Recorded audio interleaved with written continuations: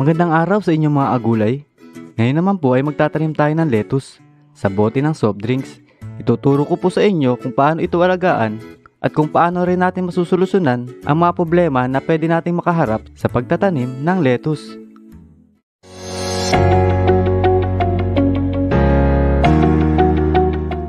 Simulan po natin sa pagpupunla.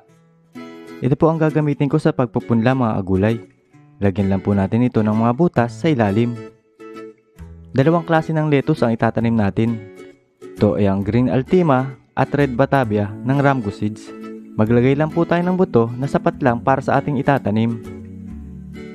After po natin ilagay ang mga buto, ay tabunan po natin ito ng manipis na layer ng lupa para po mabilis na makalabas ang mga punla natin. Gagamit po ako ng spray bottle dito mga agulay para maiwasan ang paglubog ng mga buto. Kung wala naman po kayong spray bottle, ay pwede nyo po itong diligan mula sa ilalim.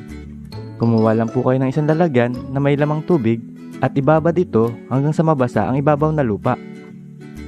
Ilagay po muna ito sa shaded area habang hinihintay natin na mag-germinate ang mga buto. After 2 to 3 days ay ganito na po ang magiging itsura ng ating pinunla. Para po maiwasan natin ang pagiging leggy, ay ilagay agad ito sa lugar na direktang masisikatan ng araw. Morning sun lang po mga agulay, between 6 to 10 AM. At syempre, huwag pong kakalimutan diligan bago ito ibilad sa arawan. Hihintayin lang po natin na maging kasilaki ng butil ng munggo ang mga dahon. Saka po tayo maglilipat tanim. Dito ko po itatanim ang lettuce mga agulay. Ito po yung self-watering container. Pero sa pagkakataong pong ito ay hindi ko gagamitin yung ilalim na parte. Dahil baka po bumigay itong alambre na pinagsasabitan ko sa dami po nito. Ang gamit ko naman pong lupa dito ay sariling soil mix ko mga agulay.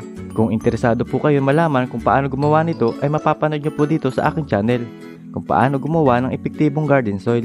Kapag ganito na po kalaki ang mga unang dahon, ay pwede na po natin itong ilipat sa ating container. Pwede rin po natin itong hintayin magkaroon ng dalawang tunay na dahon saka po tayo maglipat tanim.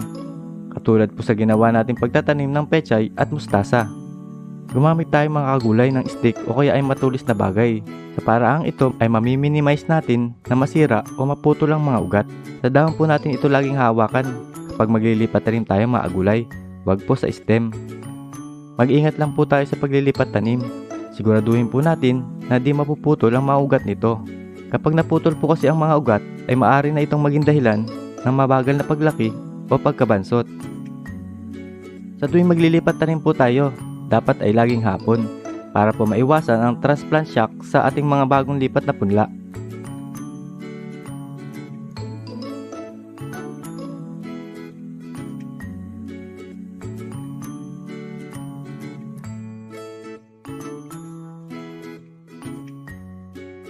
Sa pagpapaaraw naman po nito ay morning sun lang din po mga agulay. Habang hinihintay natin na magkaroon ito ng tunay na dahon. Kapag nagkaroon na po ito ng tunay na dahon o true leaves, saka po tayo magdadagdag ng oras na maaarawan ito.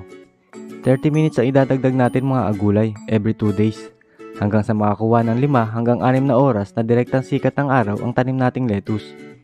Ang tawag po dyan mga agulay ay hardening. Sa paraang pong yan ay dahan-dahan nating mapapatibay sa init ang tanim nating lettuce. Sa unang 2 linggo ay sadya po talaga mabagal pa ang paglaki ng mga ito dahil kakaunti pa ang maugat at dahon. Sa ikatlong linggo ay dyan na po natin mapapansin ang mabilis na paglaki ng tanim natin. Kaya konting tiyaga lang po at huwag po tayong mainip mga agulay. Kapag meron na po itong 3 hanggang 4 na dahon ay pwede na po tayong magbigay ng mga fertilizer na makakatulong sa maganda at mabilis na paglaki ng mga ito. Unahin na po natin itong fish amino acid. Ito po ay gawa sa binurong hasang at bituka ng isda. Nitrogen-rich fertilizer po ang magandang ibigay sa mga leafy vegetable tulad ng lettuce, pechay, mustasa at marami pang iba. Dahil ang nitrogen po ang tumutulong sa mabilis na paglaki o paglapad ng mga dahon.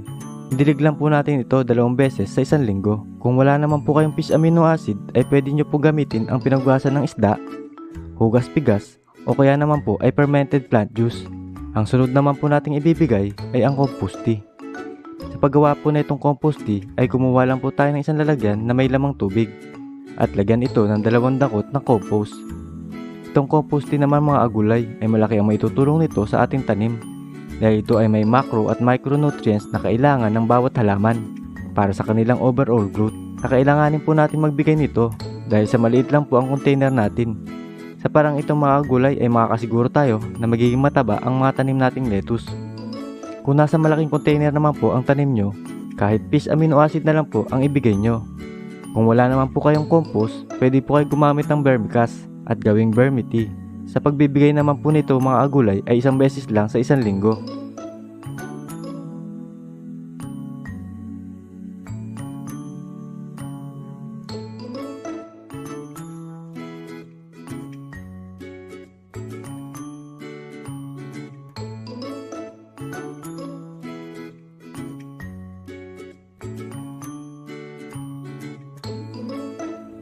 Kapag ganito na po kalaki ang tanim natin lettuce mga agulay, ay malakas na po ito sa tubig, lalo na kapag sobrang init ng panahon. Kaya dapat po ay masiguro natin na mababasa natin ang buong lupa. Huwag po natin kakalimutan diligan ito araw-araw. Sa pagdidilig mga agulay, ay pwede po dito sa ibabaw. Ang problema lang po ay kailangan ko pa itong balikan para mabasa ko ang buong lupa. Medyo matatagalan po ako sa pagdidilig sa dami po nito. Kaya ang ginagawa ko po mga agulay ay ganito. Gamit ang lumang pitchel o kaya ay tabo, ay dito po ako sa ilalim nagdidilig. Dahil sa marami itong butas, ay madali naman po makakapasok ang tubig at mabasa ang buong lupa. Sa paraang itong mga agulay ay nababawasan ang oras ko na nilalaan sa pagdidilig. Pag-usapan naman po natin ang maaring natin maging problema sa pagtatanim ng lettuce. Una na po dito ang sobrang init ng sikat ng araw. Kung mapapansin nyo mga agulay, yung daon ng aking tanim na lettuce ay nalalanta. Kadidilig ko lang po niyan kaninang umaga. Ang dahilan po niyan ay ang sobrang init ng sikat ng araw. Di po kayang suportahan ng maugat ang mga nawawalang moisture sa dahon ng tanim natin dahil sa tindi ng init. Ito po ang pinaka-problema sa pagtatanim ng lettuce kapag masyado pong mainit ang panahon. Ang lettuce po kasi mga agulay ay hindi ito tulad ng mga pechay at mustasa na pwede mababad sa matinding sikat ng araw. Dahil sa medyo manipis lang po kasi ang mga dahon nito, hindi tulad sa pechay at mustasa. Pero huwag kayong mag-alala mga agulay, may tuturo akong solusyon kapag naging ganito ang problema nyo sa mga tanim nyong lettuce.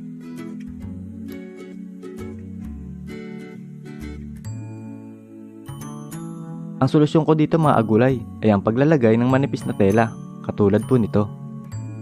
Paraang ito mga agulay ay mababawasan ang direktang sikat ng araw sa mga dahon ng tanim nating lettuce. Pwede rin po tayo gumamit ng shade net mga agulay. Yan po ang laging ginagamit ng mga nagtatanim ng lettuce gamit ang hydroponics. Kung meron po kayong budget ay makakabili kayo nito sa Shopee or Lazada. Kung wala naman po kayong manipis na tela or shade net ay ilagay niyo po muna ito sa malilim na lugar para makarecover ang mga nalantang dahon. After po natin malagyan ito ng manipis na tela, ay babasain lang po natin itong mga dahon. Sa paraang itong mga agulay ay matutulungan natin na mapabilis ang pag-recover ng mga nalantang dahon. Sa loob lamang ng ilang minuto ay ganito na po ang magiging itsura ng tanim natin. Nakarecover na po itong mga dahon ng tanim nating lettuce sa pagkalanta.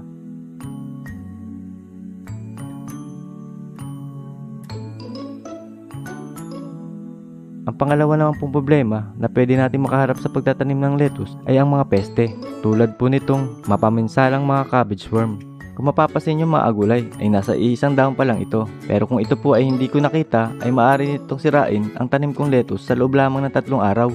Mabilis pong lumaki ang mga yan at kumalat, kaya kapag sa tuwing magdidilig po tayo ay sabayan na rin po natin ang pag-check sa ilalim ng mga dahon kung may mga peste bang napunta sa ating mga tanim.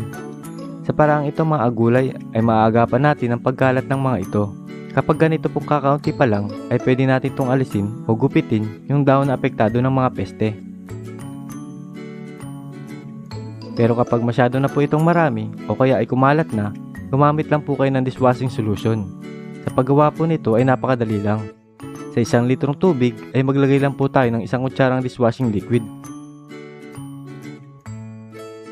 At i-spray natin to sa mga cabbage worm. Kapag patay na po ang peste ay banlawan natin ito ng malinis na tubig upang maiwasan ang pagkasunog ng mga dahon. Sa pag-harvest naman po ng ating lettuce mga agulay ay dapat ay early in the morning kapag hindi pa po ito nasisikatan ng araw. Makakatulong po kasi ito para maiwasan ang pagiging mapait at para makasigurado po tayo na fresh ang ating mga harvest. Sa pag-harvest mga agulay, ay putulin lang po natin dito sa mismong puno.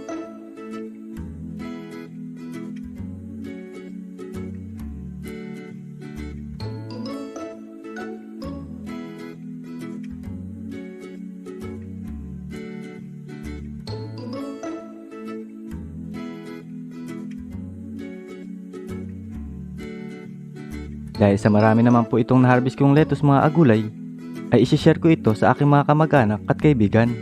Ang sarap po sa pakiramdam kapag nakakapag-share tayo ng mga na-harvest nating gulay. Sana po ay may natutunan kayo sa pagtatanim ng lettuce. Huwag niyo po sanang kalimutan i-like ang aking video. Maraming salamat po sa panonood. See you po sa next video mga agulay. Happy gardening!